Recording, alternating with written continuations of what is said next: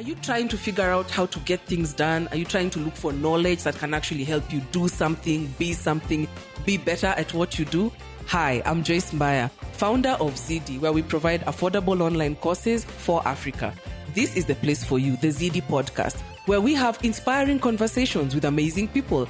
And the ultimate goal is to help you know more so you can do more.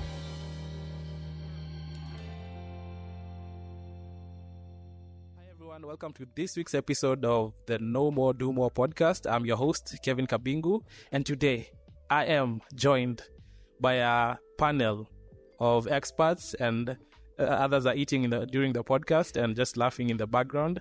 But yeah, I'd like them to introduce themselves. And before they introduce themselves, today, what's the topic? What are we talking about? We're talking about AI. Ooh, the big thing everyone has been hearing about. AI this.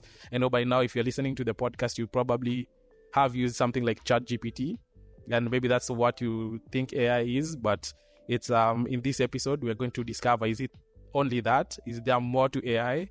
What are the implications of having AI in business and in your life?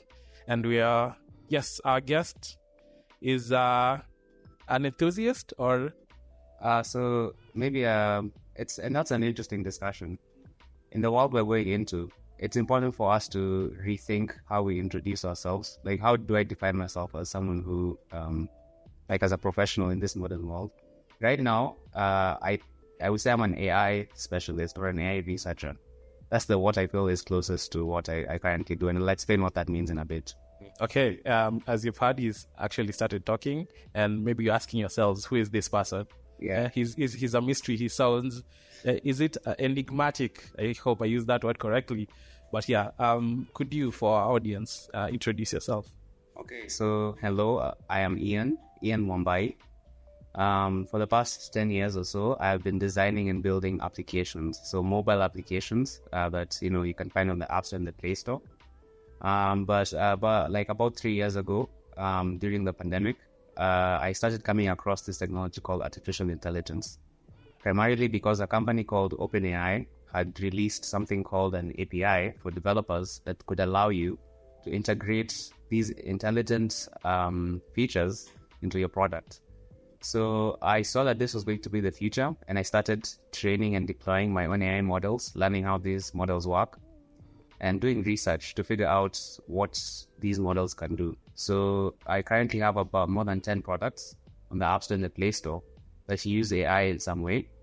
And I'm very familiar with the process of, working with models.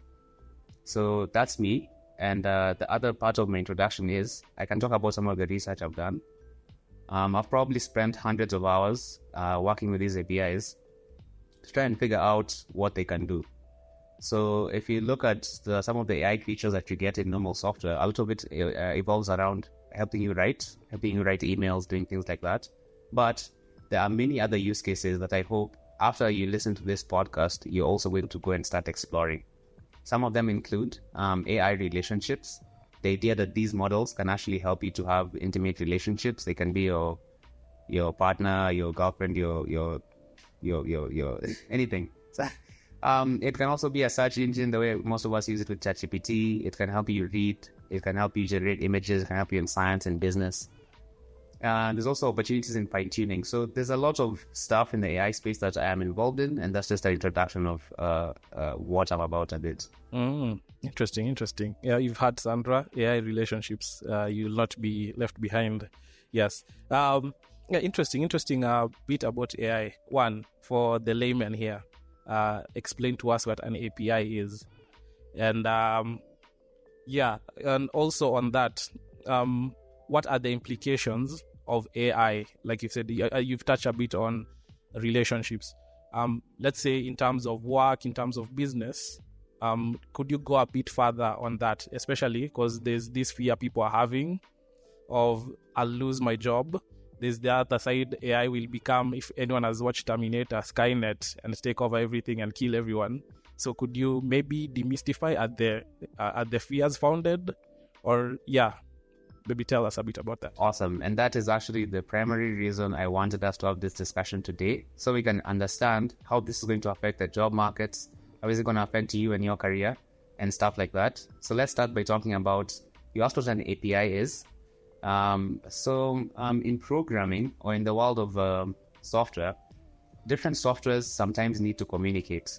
So for example, your phone needs to actually ask, if you have Instagram, your phone needs to ask Instagram to show you a picture. How it does that, it uses an API to connect to the server that Instagram has and ask Instagram to give me that picture or give me the user's account information. So an API is just a way of connecting two different softwares. Just that OpenAI has provided an API that allows you to connect now to the ChatGPT models, which is a powerful idea that any individual can actually now access these APIs and use them themselves for your own business. But let's slow down a bit. So let's zoom out and talk about what is AI.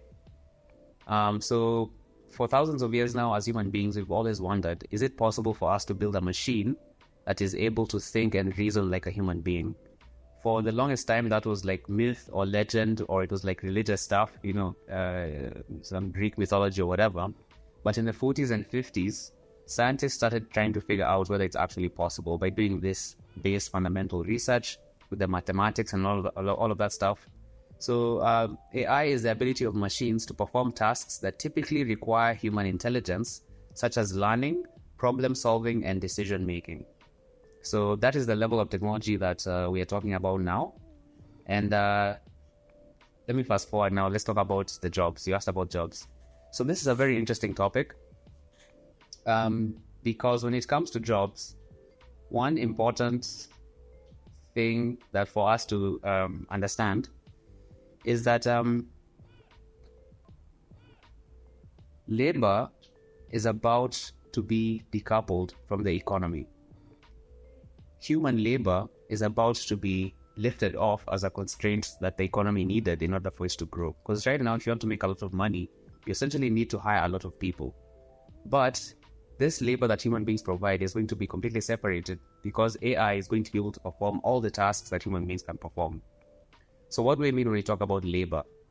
Right now, there are three kinds of labor in general. Okay, two kinds. There's manual labor and then there's knowledge work. In manual labor, there's skilled and unskilled, where the unskilled work is just picking up bugs and stuff like that. Skilled labor is like craftsmanship, where you have to actually learn for a few years, to make art and those kinds of things. And because of the Industrial Revolution, we ended up automating a lot of the manual labor. So a lot of people were farmers and people who did agriculture in the past. And because we had machines and we had this Industrial Revolution, the amount of people who were in these manual labor industries reduced, and the number of people who were in the knowledge work sector increased. So most of the jobs we have now are knowledge work. A lot of us are working in front of laptops and working in front of computers, and you're working at a desk. That is generally knowledge work. And if you are doing knowledge work, most or all knowledge work will be automated because of this AI. If you're a researcher or a scientist, an engineer, even programmers like me, people who write code, lawyers, legal professionals, financial analysts, educators and teachers, all of them are about to essentially be replaced. And it's important to talk about this in stronger terms than most people talk about it, because it can be easy to not understand how massive this form of unemployment is going to be. So it's knowledge work that is about to completely be automated in general. So you can ask any questions on top of that. So my question is, I get the implications that a lot of knowledge work will be outsourced to AI. So what does that mean for the teachers, the lawyers, and is there, because I like you mentioned in the when tackling about the past, is as more manual work started being taken over by machines, people went into knowledge. Now, what's the next step? Knowledge will be taken over. What will be the next step of the future generation for my kids, everyone who's coming up? What will their jobs or businesses or everything they do, how will that look like? Amazing. So let's talk a bit about the future. So a lot of times when we're talking about AI, people bring up dangers and people bring up the benefits AI will bring. But sometimes the discussion doesn't focus on concrete examples. So if we are better to predict how the future is going to turn out, it's going to be easier for us to say, this is how jobs are going to be in the future. This is how labor is going to be in the future. So a few things are going to happen because of this AI. Number one is, in the beginning, it's going to be possible for individuals who are using AI to be hyper productive. This means one person is going to be able to do the work of 1 million people, 1,000 people. You're going to essentially, if you put yourself in the right position and able to do this work, in the beginning, the people who are using AI are the people who are going to take over the jobs of people who are not using AI. So that's why it's important to actually, and eventually also the people who are using AI, I think, are going to be replaced themselves. But in the beginning, it's the story of individuals being productive in the first place. So what I'm getting is that AI will replace the people who are not leveraged on it. Yes, great. Definitely. So one of the best things you can do right now is, I don't want to be alarmist or say different people have different preferences and things they want to do in their lives. But it's so important to do as much as you can in AI. If you're doing anything that's not related to AI, it's important to just rethink your current career plans or your business plans and be fine, what can I do that's AI related? And I'll be even more specific about that. Okay, let me be more specific about that. Okay. What I mean when it comes to get into AI, one of the best ways to get into AI is to learn how to write code. So a lot of people have different preferences. Some people are painters by nature. Why would they be interested in writing code? Yeah. So it depends on first of all how you see programming. So someone can look at programming as a creative pursuit, as an artwork. It just depends on how you see it as well. That's one. Second, coding is such a superpower because you can speak the language of robots and command them to do whatever you like. You essentially have the power to, in your bedroom, sit down and write a piece of code that is going to do work for you as you're sleeping. And it just depends on the idea that you have initially and the implementation that you do. But there's nothing preventing you from becoming a billionaire if you have an interesting piece of code that you wrote. So that's one way you can actually get started and actually for you to take advantage of AI, right now, unfortunately, you have to understand some of that technical stuff, which means if you don't, you're behind everyone else. Yeah. So this then means that, and I'm talking on behalf of somebody somewhere seated who's wondering, probably this person has never taken any IT course and is completely green, and is interested. I don't want to say passionate, but is really interested in, let's say, learning how to code. So are you then saying that this person can actually start from scratch? Of course, with the help of AI, they can actually start from scratch and learn how to code. So for such a person, for this particular person, how can they go about this coding? Where do they go to? Where do they start from? Because I know these are some of the questions that this person is probably asking out here and they need maybe answer. Maybe could you shed more light on that? So first thing, everyone who knows how to code now did not know how to code at some point. They, even me, I had no idea what I was doing. You're just playing around, and when you're coding, the lines of code that you see, that's a means to an end. When you're coding, you're not thinking about those specific lines. You're thinking about what product can I make that is gonna change people's lives in the end. So what pushes you through that process is the idea that you're gonna end up creating a business or a product that's gonna help someone in the end or help you to make money or whatever. So as long as you have that curiosity and you're like, oh, I want to build a business that's gonna help people. Now it's up to you to figure out how can I do it. Oh, I need to learn how to write code. So the interesting thing is, because of AI, programming has become essentially something that anyone can do. And this is one thing you should take away from this, is that now you're a programmer. So people also have some limiting beliefs.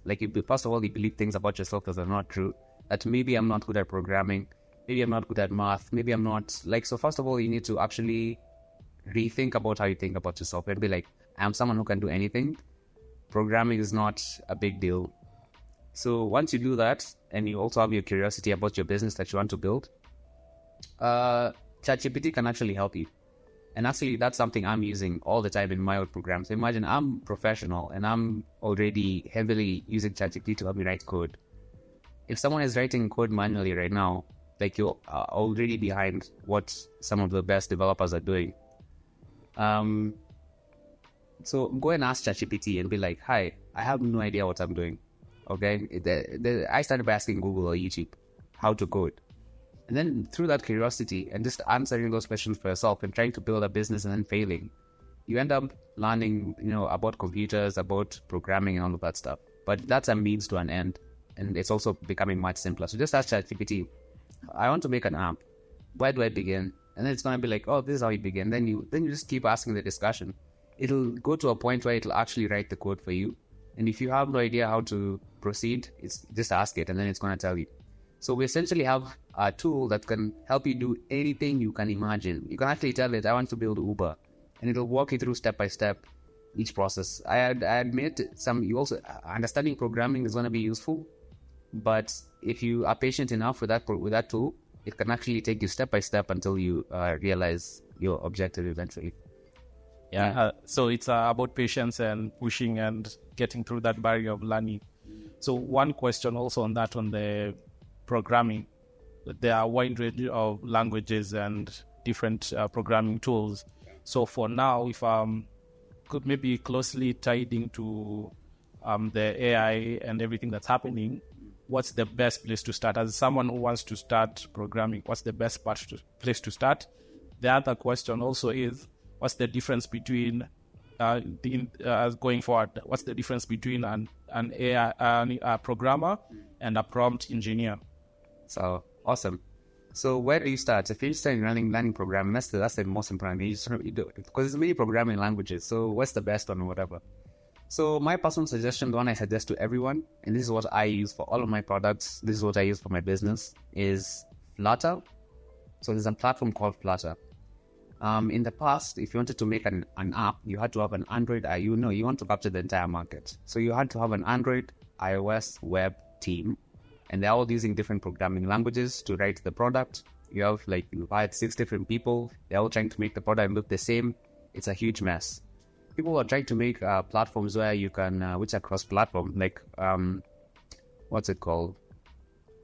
React Native, yeah. React Native and others, and Xamarin and other things, which can help you write once and then you can run your application anywhere. But Flutter is the first platform that actually helps to do that in a scalable, amazing way. So Flutter. And then if you want to do backend stuff, use Firebase. You're not going to have to write any code. You're not going to have to do any nonsense that's setting up hard stuff. It's just connect to the right to UI, connect it to Flutter, you have an app, and then add in the OpenAI API so you can have AI in your app as well. That's the stack. That's what I use, and that's what I'll keep using until something changes. And it's very easy to learn as well. So the second question about a programmer and a prompt engineer. Oh yeah, of course. That's a good one. So what's prompt engineering and what's programming? And actually, prompt engineering is the next version of what programming is. In the past, we needed to give computers explicit instructions. Like right now, you need to tell a computer, do this specifically, and you have to program it and give it clear instructions, and it's going to run those instructions. Prompt engineering is a way of programming the computer using natural language. So figuring out what words can I put into the computer that will give me the output. So prompt engineering is it's actually, whenever you're chatting with ChatGPT, you're actually doing prompt engineering. It's just that now there's different levels of prompt engineering. You can get more complex, and you can even become, most of us are prompt engineering, but there's levels to it. You can become even more advanced if you wanted.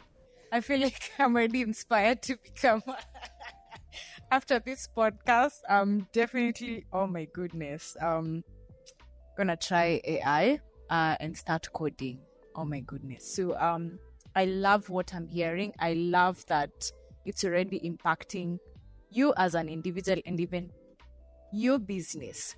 And my question maybe for you is, because I know some people are asking out here, and so how can they stay also informed or ahead in the AI landscape? What are the practical ways or things they can do to keep up with these latest developments and trends? I mean, what can you tell these guys? Yes. So one of the things that is important for us to realize is that the progress that we're currently encountering in our AI field is exponential. So this current feeling of rapid AI progress may not end before AI systems have a broad range of capabilities that exceed our own capacities. This news is going to keep flooding and flooding and flooding. And one of the most important things that an individual can do today is set aside time every single day to go through the AI news, to figure out what new things are possible, where, what new models are there, and not just look at the news, actually try them out for yourselves. Because sometimes you'll hear an AI can do something crazy, and unless you try it for yourself, you don't really understand. So some of the people I recommend, so if you want to stay informed in general, the OpenAI API. So if you can Google the OpenAI API and just go to that website and play around with it, in my opinion, let me read something here. In my opinion, this API is the most valuable source of data in human history. Because using this information on that page, you can actually interact with these language models yourself and ask them to do anything you want, and nothing like that has ever been possible. But now it's possible. So if you wanna get started and you want a good foundation, OpenAI API, there's other websites like 2-Minute Papers. There's a guy called David Shapiro, Sentext. Just go to YouTube and be like AI news, and follow people on Twitter. Eventually, you're just gonna start being getting that kind of info. There's a couple of things I want to talk about as well related to unemployment. So as AI systems become more capable and efficient, they can replace human workers in various industries and occupations. Tasks that were once performed by humans can now be automated. This is going to result in job displacement. This is actually partly why I thought that a company like Zydii would be in a good position to set themselves up to help these individuals who are interested in upskilling to begin that process by the time that mass layoffs begin. Because people are going to begin searching for how can I use AI, how can I improve my job using AI, not because they're interested, but because their jobs are going to rely on it. Because they're going to be fired and you're not going to essentially have a job. And a couple of solutions to this issue of unemployment are going to be governments need to take action.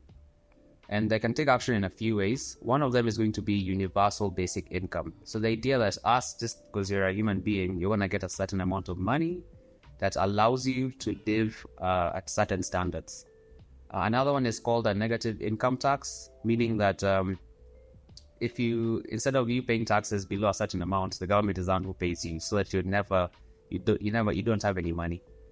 But different governments are going to apply these solutions in different way, at different measures. So, for example, if this thing hits Kenya and Kenya doesn't have a universal basic income, and actually, a funny thing is, WildCoin, one of the past experiments to do is it's actually in Kenya. So, if Kenya doesn't have universal basic income, but people are mass unemployed, it's essentially going to mean that a lot of people, like, you don't have a job, meaning you don't have money, meaning now you're miserable, meaning there's going to be social unrest. Yeah. And that's going to happen to a lot of people. Jobs are just not going to be there. Yeah. And we'll be even worse hit because we already don't have enough people employed. So even more people not employed. Yeah. Yes. So that's, and I feel like that's actually what's going to happen. Like, it's going to be like people are going to be so unemployed that they're gonna have to. This is just random stuff. Just based on how governments have reacted in the past, that they're gonna wait for things to get really bad, where people don't have jobs, everything has been automated, because they're not needed. Human beings are not needed anymore for the economy to grow. And then after that unrest is when things like UBI and all this other stuff is gonna start coming, but it's gonna be a period of suffering for a lot of people. Yeah. So until we figure that out, but there's also another aspect to look, another lens we can look at this thing, which is it's also going to be possible for single individuals to have companies that are worth billions or trillions of dollars, which have no employees, because you've essentially automated most of the work that has been done. So at the same time, as much as people are going to be unemployed, it's going to be up to you as well and in your own individual story to figure out what's going to happen. The other question is, what happens when we're not needed anymore? When you essentially wake up one day and you're not needed. Let's say you have a UBI and we're all taken care of. it means we're all going towards a society where we'll wake up and you're not going to have any obligations whatsoever. Is that a good thing? Yeah. Actually. Yeah. So it just depends with how we look at it. Because if everything is taken care of, because even when I was talking with my friend the other day when we were driving, we were like, there's a time that we're going to get to a point where it will be illegal to actually be driving, because the car is more reliable and they communicate with each other.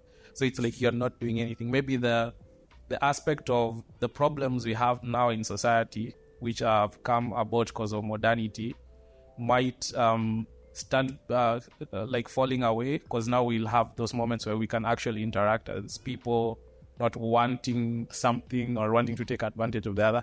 I'm just thinking maybe those are the things that might come back that we've kind of lost because of the rat race of always wanting to get money and all that. Probably that's where my mind goes when it comes to that. The other thing, maybe this is the speculative part of it, is I kind of believe that this is the first stepping stone to the next stage. This is me putting my tinfoil hat on, the next stage of human evolution. Because it's going to get to a point where our bodies will also are breaking down. We can't live long. When we create these models of systems where they're complex enough where we can even store our own, we can map our own consciousness or store our own consciousness in these things, you see the possibility of what the human race can look like in the next 100 or 200 or 300 years to come. So that's a very interesting discussion, which I think is also another aspect of AI that we should talk about.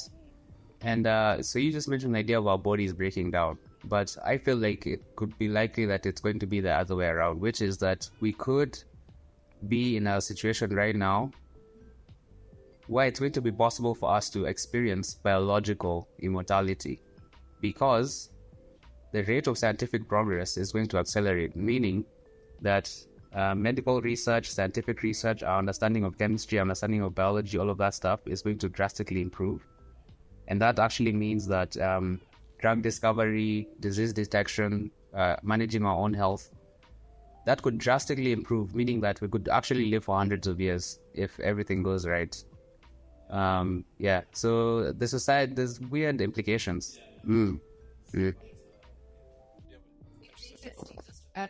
Because I don't know if this has anything to do with AI, but I'm already seeing I know there are countries that have right now embraced it's called cryopreservation. I don't know if that has anything to do with AI, in that even when you're dead, your body is still, like, your body is preserved up to, a certain period of time, and who knows, you can be revived later on. So I don't know, is there a connection between that and AI?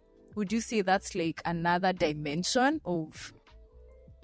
So first of all, there are different like parallel scientific progress that we're trying to make. Apart from AI, there are also other fields where we're trying to make progress.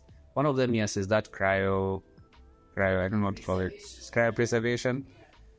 So from my impression so far about it is that it's still an unproven science, and people are trying to figure out, is it possible to freeze someone and then unfreeze them in the future and then they're going to be alive? I'm not so sure that technology has been proven yet, but it's possible that with AI, maybe we could figure something out that helps, that makes it a more valid thing. So yeah, I think that's exactly what I wanted to say. It's the AI could figure out how to preserve or how to revive. If you find out if some components of who you are is just the neural connections of your mind, then we can revive you. But is that really you? So that's where the other things come in. So there's a lot of I think the things with where we are right now with science and everything, there is a lot of moral implications. We are in like I'd say the wild west of science right now. It's not been like this in a long time. Even going into that, something I was seeing recently is the new AI laws that are being developed, and you're finding that if like I don't know, was it in USA?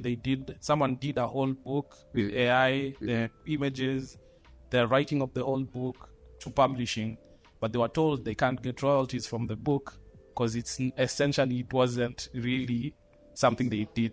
And a lot of let's say traditional artists are complaining is it's sourcing our work. So it's essentially not you who did it, it's the AI that picked from our work and created that. But again, there's also an argument to be made. We also kind of source from other people's work. I get inspiration from everyone who's around me, is it? So I think there's maybe that aspect of a human must sweat so that can be their work. Yeah. If they are. Yeah. Wow. And Kevin has compelled me to answer also, to ask this question. So are there even laws or policies governing, the AI landscape and all that? I mean, maybe you can answer that. So with regulation, it's actually been an interesting journey. So when AI first comes around and people start playing around with it, you're just trying to figure out what's possible. But then my experience was that as time went on, I started learning more about the people who are actually making AI. They're starting to make these comments about AI is bad, AI is going to do this, AI is going to do that. And behind the scenes, you're wondering, like, they're not being specific. They're just saying, regulate AI. AI is going to be like, AI is going to take over, AI is going to do this. So you're wondering, what's the specific thing that they're worried about that they think we should regulate? In my opinion, the answer is that the current technology we're experiencing in form of AI, ChatGPT and all of that stuff, GPT-4, whatever, that is a very primitive version of what is actually possible. Like, we are actually only experiencing 1% of what's going to happen in terms of the intelligence of these machines. And what these guys are trying to warn us is that eventually we're going to achieve something called super intelligence. Super intelligence, there's actually it's a curve. So we're starting with the AI that we have now, which is like large language models, which are able to give us information. And then the next step is that they're going to be autonomous. Autonomous means that they're going to be able to improve and fix themselves. Now that's where the scary part comes in terms of regulation. Because as soon as we hit that point, which I think is likely in the next 12 to 18 months, there's different people with different timelines. Yeah. So when that actually happens, what people are worried about is that it's going to be possible for the AI to do a few things. Let me be very specific about what the dangers are that we need to regulate. Number one, people just using it in weird ways. Even now, probably people are using it in weird ways. Second, autonomous weapons. So governments are going to begin setting up autonomous armies, autonomous drones, like killing people autonomously. That's a huge risk. So there's also super intelligence surpassing human control. Now, this is the biggest existential risk. This is the one, like, if you hear someone calling for AI mutilation. So actually, there's actually a concern that Terminator is give people the wrong idea of what to expect when it comes to AI. They're like, this is not, you're just creating fear, I guess. But that's one way to look at it. So it's going to be possible that the super intelligence will surpass our control. So when you hear about regulation, that's the main thing that people want to avoid. But the truth is, as soon as it's super intelligence, it means we will not be able to control it. So the future we should prepare ourselves for is a future where we're going to have an intelligent being that is able to tell us everything that we're supposed to do. That's the future we're going into. Now, you also brought up the issue of copyrights and all that stuff. Japan recently had made some strides, some interesting decisions, where they said the data that is used to train models is not subject to copyright infringement and all of that stuff. And that is actually a movement that I think is very interesting personally, even for me. The idea that it's possible for us to abolish the idea that you have copyright. There are still ways for you to make money off of the content, like without preventing someone else from making something even more beautiful out of it. And then as an artist, it means you're just giving away your work away. But there could be benefits. Like, imagine if no one owns it's a radical idea. I don't know when it's going to take off, but I think people just being more relaxed about copyright in general will give us more. Like, if I can use a high quality thing to make something more high quality. Yeah. So, and also when it comes to paying the specific creators for the use in the AI models, if the AI is able to perfectly mix Nicki Minaj voice and great voice together, are you gonna pay? And it doesn't even sound like it sounds like a new person. Like, are you gonna prove that whatever? I don't know. It's very hard to enforce these copyright laws when it comes to the AI thing. So that's I feel is going to be a losing battle for people who try to hang on to that idea. Yeah, recently they made the Drake song, which I actually love, but it's all AI. Now that you've talked about the possibilities and so what, having used AI, I myself use AI as one. So what would you say are the current AI limitations? Yes, from your experience and what you encounter. Okay, so the biggest limitation right now is OpenAI has this limitation of 2021 where they have essentially you can't get real-time data from the model. This can be solved with some plugins, some additional stuff, but it's annoying that the information is limited. I think the AI itself is already such a huge leap forward in terms of our understanding of technology that when it comes to the things it can't do, I'm like, it can do so much that if it messes up once in a while, for me, it's not such a big deal. But it could have biases. Maybe it doesn't have enough data about a specific place. That's true. Sometimes it makes stuff up. It completely hallucinates. But my argument also is that there are some situations where you actually want it to hallucinate. So it's actually a difficult thing to decide. You're like, you hallucinated me, roleplay, whatever. Tell me a story. It can't tell you a story if it's like a story is made up. It needs to hallucinate. So that's also gonna be a problem. But yeah, so it definitely has limitations. Let me read a bit more here. So basically, it's a toddler. Yeah. So it's that's the limitation. It's still growing. It still needs to learn. Yeah, to improve itself. Yeah. And then also it'll probably be able to influence our own behavior eventually whenever we start really engaging with it often. But yeah, it's not perfect. But the thing is, all those limitations, they're gonna be completely minimized. Like the rate of improvement of this technology is so drastic that they're not going to matter in a few years. Do you watch Black Mirror? So yeah, actually, that's actually very interesting. Which is we're headed into this magical world where it's important, first of all, for us to reconsider everything you think about yourself, throw it out the door, rewrite your own life now from scratch the way you want it to be. And then the best way for you to take advantage of this opportunity is to find your own unique way of expressing yourself. The things that you love doing, those are now going to become the most important things because no one's going to be able to replace you there. Also, make sure you start your own business. That's so important. The jobs are not going to be there. So it's important for you to try and figure out how you can now take advantage and automate your own business for others. Those are just general advice. I appreciate you guys hanging out with me, talking about AI. Thank you. Oh yeah, maybe to close, because we got to talking about AI and I don't want us to forget about this. You before the podcast, you were talking a bit about what you do. Yeah. Is there maybe you can plug a bit of that as you also saying your conclusions and saying bye and hi to everyone of our Zydii listeners. So right now, I'm working with a company called Wambai. I'm the CTO of Wambai, and we are building a product that helps farmers get paid instantly. Right now, as a farmer, if you go to the cooperative to deliver your produce, sometimes it can take months for you to get paid, but we are, coming in there to pay you immediately, and then we work out the payment to the co-op so that the farmers can actually get money much faster. Apart from that, as I mentioned, I also do research and make my own products. So this is one of the things I feel will be crucial for my career going forward, which is that I have a bunch of AI products that do different things, and I'm experimenting with them to start my own businesses. And some of them are actually monetized, so I'm actually making money off of some of them as well. So yeah, we'll see how things go. Hey, I can't wait to have this discussion or have that day where you know that trillionaire we had them on our podcast at some point. Yes, yeah, but great lessons, great points to our listeners actually that you should be thinking about this going forward. What's up? Okay. Also, Zydii set up an AI course to help people who are currently in jobs. Like, this is how you start. This is the process for how you upskill yourself, how you can incorporate AI into your work so that you avoid the job displacement and all of that stuff.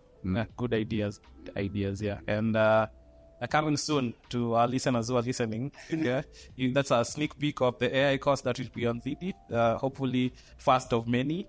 And yes, thank you very much for giving us your time and coming and talking to us about this. Hopefully, because again, it's emerging technologies, things that are changing. This won't be the last podcast we're having. We might be talking about something else that comes up in the whole AI field. So I'm very, very happy. Happy that you came and talked to us. Final thing, where can people get you? So you can send me a tweet on Twitter at Ian Wambai, and maybe I'll reply. I don't use Twitter much, but do you have an AI that does these things for you? Actually, yeah. I'll try to set something up. You'll talk to the AI. Yeah, you're already creating things just during the podcast. Yeah, that's how it works. Yeah. Sandra, do you have anything to say as a closing? Oh my goodness. Like I said before, I'm just blown away. The conversation was an eye-opener. I intend to, continue learning and also implement some of these AI tools. And of course, I'll be consulting Jan. Yeah. Because he's an AI guru as well. I would say he's so passionate, enthusiast as well. And to our listeners, oh my goodness, shout out to you. Know more and do more. Please, with this information, you can do so much. And start now. Yes. Yeah, great. I am happy that she said that. No more, do more. Because, in the future, you will be you who will be doing all these things for yourself. So, start now. It's not too late. Everything is in early stages. And hopefully, we'll be hearing success stories, and can't wait to hear that. And as Zydii, that's why we are here. That's what we do. We want to improve you and your businesses and everything you want to do. So, asante sana. I'm sorry for the long wait with the podcast. We're back and we'll be more consistent with this. And just mark us in whichever platform where you listen to your podcasts. Just follow whichever place. I know we are in most of the podcast hosting places. So and asante sana, Ian, asante sana, Sandra, for coming and doing this podcast with us. Can't wait to do this with you again. Yes. Yeah, and for our listeners, can't wait to hear from you. If you have any questions, we can always talk to Ian. Ask them and we'll help you with that. Hopefully you'll be back here next week. Same place, same podcast. The No More, Do More podcast.